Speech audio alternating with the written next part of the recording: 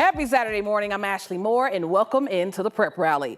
It's week 4 of the high school football season and the final week before league play, meaning it's about to get real in the hunt for the playoffs. But for our last week of pre-league play was our game of the week, Erie versus Broomfield. And before the game is the Prep Rally. Yeah, it's a big game every year, and it's always a great game, too. I think that this year the boys have a really strong team, and it's definitely going to be a really great game. If you think Broomfield's going to win tonight, make some noise.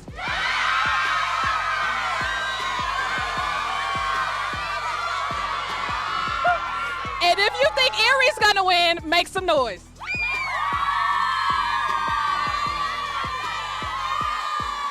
One thing you can trust is that Erie will bring their A game to this game. Talk to me about what you've seen from the tape and what y'all have been preparing for this week. Yeah, Erie is a phenomenal football program, not just this year, but forever, right? They can beat you in a multitude of ways. They've got a great screen game, a great run game, a phenomenal defense, a really good pass game. They do it all, and they are really well coached. So we've got to be on our A game and play to the best of our ability to play with these guys. Okay, so when we talk about energy, one of the most high energy places is the dugout on the softball field, okay? So ladies, let's bring the energy. I want y'all to teach me a dugout cheer real quick. All right, what we got? You missed the catcher's mitt. Ba-da, hey, you missed all of it. Ba-da, hey. You missed the catcher's mitt. Ba-da, hey, you missed all of it. Ba-da, hey.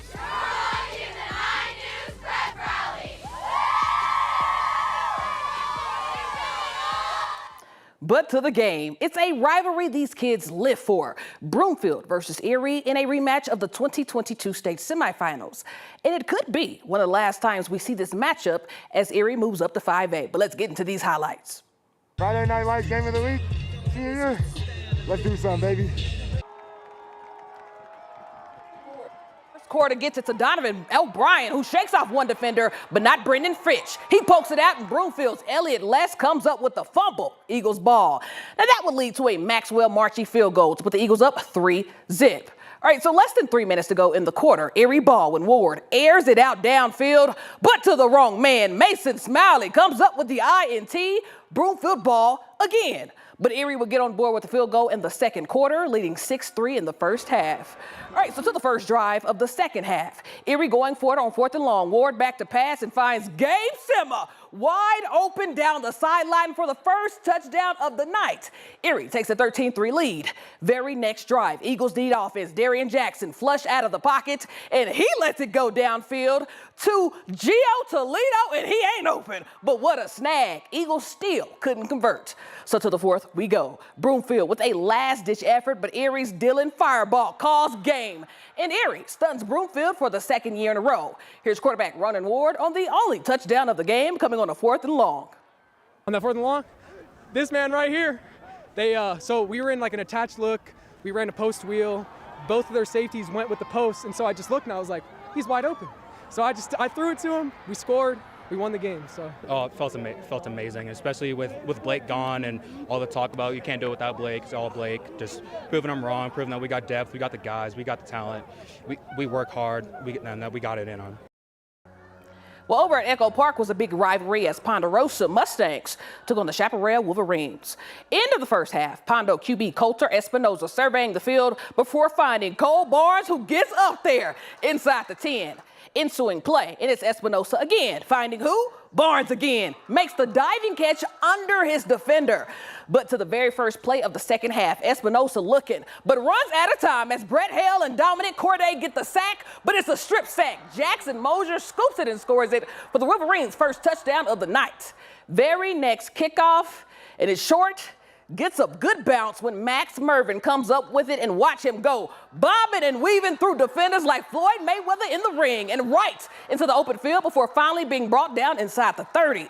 And when you make a play like that, you get a chance to make another one. Mervin in the flat, and it's fundamentals and finesse, dropping bodies on his way in for a 30-yard score. Pondo doing it at this point. All right, so Shaq, what you got? Stedman back to pass, and Riker Thomas deflects it and comes down with the INT. What a play for the senior, which leads to an Ethan Peckerick running tutty as Ponderosa obliterates Chaparral in a rivalry game.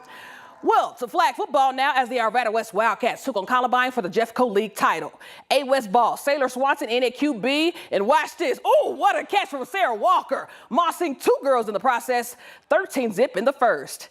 And right before halftime, it'll be Swanson again. This time, watch the out route from her receiver, Molly Shellpepper, who she rewards with a tutty of her own. That's Swanson's 3rd touchdown pass of the night as A West makes Columbine go night-night en route to the Jeffco League title. We're over on the softball field. It's your Legend Titans taking on the Rock Canyon Jaguars, and this one was all legend. Lucy Thompson starting us off with a bang. Solo homer out the gate for the junior as her team awaits her with the only celebration you need at the plate. Very next batter, CJ Morgan says, I want one too. And ding dong, one of her 2 homers and back-to-back dingers for the Titans. But I want to see some defense. Rock Canyon at bat now. And it's a pop fly to left, but watch Lucy Thompson lay her body on the line. Great 2-way game as Legend takes down the Jaguars 13-3. We're over on the volleyball court. The Meade Mavericks playing host to the Holy Family Tigers with Gabby Herbert back for the opening serve. When it's dug up and set outside, as Meade gets it past the blockers and in for the point. Mavericks. But watch Holy Family go opposite side to Charlotte Fitcher, and she would not be denied. Tigers filling it now, and Carolyn Staff this time sets it to the middle as Hayden Smith does the rest, just out of reach. But Meade controlled this game from start to finish, set outside to Haley Hall, my goodness. And guess who for the next play? It'll be Hall again, as Meade takes down Holy Family in straight sets.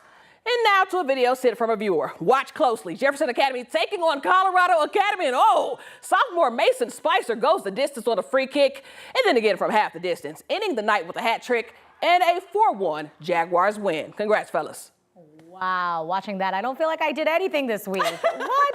That's incredible. You've been busy. Yes, been busy. But man, that game of the week last night.